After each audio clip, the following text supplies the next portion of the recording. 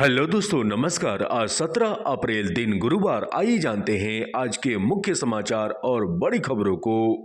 America के राष्ट्रपति Donald Trump के सत्ता में आने के बाद भले ही टैरिफ को लेकर चर्चाएं बनी हुई हो और इसके बावजूद भी अमेरिका लगातार चौथी बार भारत का नंबर 1 ट्रेड पार्टनर बना हुआ है। वित्त वर्ष 2024-25 में लगातार चौथी बार अमेरिका भारत का सबसे बड़ा व्यापारिक भागीदार बना है और ऐसे में भारत और अमेरिका के बीच अब द्विपक्षीय व्यापार बढ़कर 131.84 अरब डॉलर तक पहुंच गया है और इस तरह से भारत और अमेरिका के बीच व्यापारिक संबंध और अधिक मजबूत हो रहे हैं। दूसरी तरफ अमेरिका के द्वारा अलग अलग देशों पर आयात शुल्क को बढ़ाए जाने के बाद से अमेरिका और चीन के बीच व्यापारिक विवाद बढ़ता जा रहा है और दूसरी तरफ चीन को अपना सामान अमेरिका में निर्यात करने में 145% का टैरिफ देना पड़ रहा है और इसी के जवाबी कार्रवाई में अमेरिका और चीन ने एक दूसरे के सामानों पर अधिक टैक्स लगाना भी शुरू कर दिया है और अमेरिका के इस टैरिफ वॉर के बीच भारत लगातार चौथी बार अमेरिका का नंबर 1 ट्रेड पार्टनर बना हुआ है।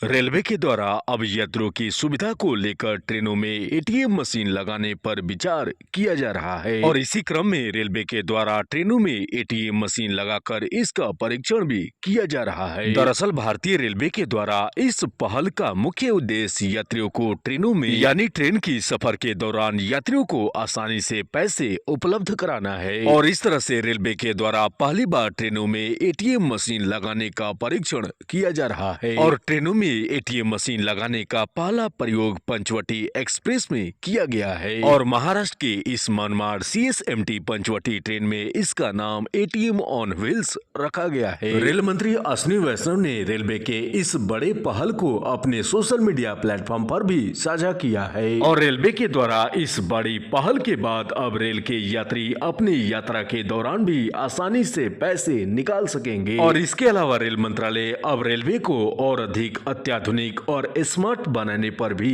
कार्य कर रहा है। देश में सड़क दुर्घटनाओं में कमी लाने को लेकर केंद्र सरकार इसको लेकर कई बड़ी पहल कर रही है क्योंकि एक्सीडेंट होने और सिर पर चोट लगने की वजह से कई लोगों को अपनी जान गंवाना पड़ता है और इसी क्रम में अब केंद्र सरकार 2 पहिया वाहन बनाने वाली कंपनियों के साथ मिलकर वाहनों की खरीदारी करने के समय 2 हेलमेट देने का स्कीम ला रही है और इसी को लेकर केंद्रीय मंत्री नितिन गडकरी ने कहा है कि हम लोगों ने तय किया है कि जो भी लोग 2 पहिया वाहन खरीदेंगे उसको वही कंपनी स्टैंडर्ड ISI मार्क वाले 2 हेलमेट भी प्रदान करेगी जिससे अधिक से अधिक संख्या में लोग हेलमेट पहन सके और देश में प्रत्येक साल करीब 1 लाख से भी अधिक मौतें सिर्फ रोड एक्सीडेंट के कारण हो जाती है। इसके अलावा एक सड़क दुर्घटनाओं में कमी को लेकर अब केंद्र सरकार राहगीर योजना ला रही है और इसके तहत रोड एक्सीडेंट होने पर उस व्यक्ति को अस्पताल पहुँचाने वाले को 25,000 रुपए दिया जाएगा। इसके अलावा एडमिट होने वाले शख्स को लेकर केंद्र सरकार 7 दिनों का खर्च या 1.5 लाख रुपए देगी ताकि सड़क दुर्घटनाओं में घायल उस व्यक्ति को बचाया जा सके और इस तरह की घटनाओं में कमी लाया जा सके।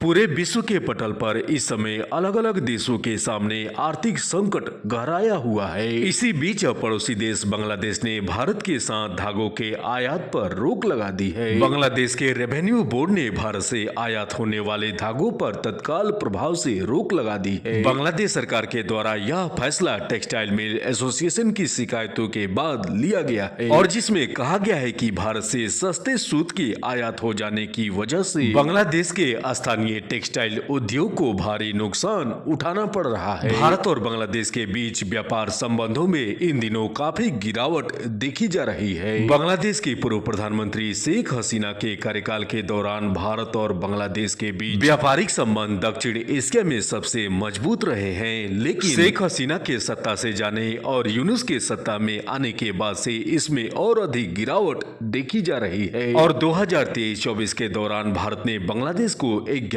बिलियन डॉलर का निर्यात किया था। सुप्रीम कोर्ट के मौजूदा मुख्य न्यायाधीश संजीव खन्ना अपने पद से 13 मई को रिटायर होंगे और इसके बाद जस्टिस बी.आर. गवई देश के अगले मुख्य न्यायाधीश बनने वाले हैं और इस तरह से नए मुख्य न्यायाधीश बी.आर. गवई देश के और सुप्रीम कोर्ट के 52वें मुख्य न्यायाधीश बनने वाले हैं और के.जी. बालकृष्णन के बाद जस्टिस बी.आर. गवई देश के दूसरे और सुप्रीम कोर्ट के दूसरे दलित मुख्य न्यायाधीश होंगे और वर्तमान में सुप्रीम कोर्ट के मुख्य न्यायाधीश ने उनके नाम की सिफारिश केंद्रीय कानून मंत्रालय को भेजी है। दरअसल सुप्रीम कोर्ट के मुख्य न्यायाधीश के रिटायरमेंट की तय समय सीमा 70 वर्ष तक तय की गई है और नए मुख्य न्यायाधीश justice B R. Gavai supreme court के कई अहम और ऐतिहासिक फैसलों का हिस्सा भी रह चुके हैं।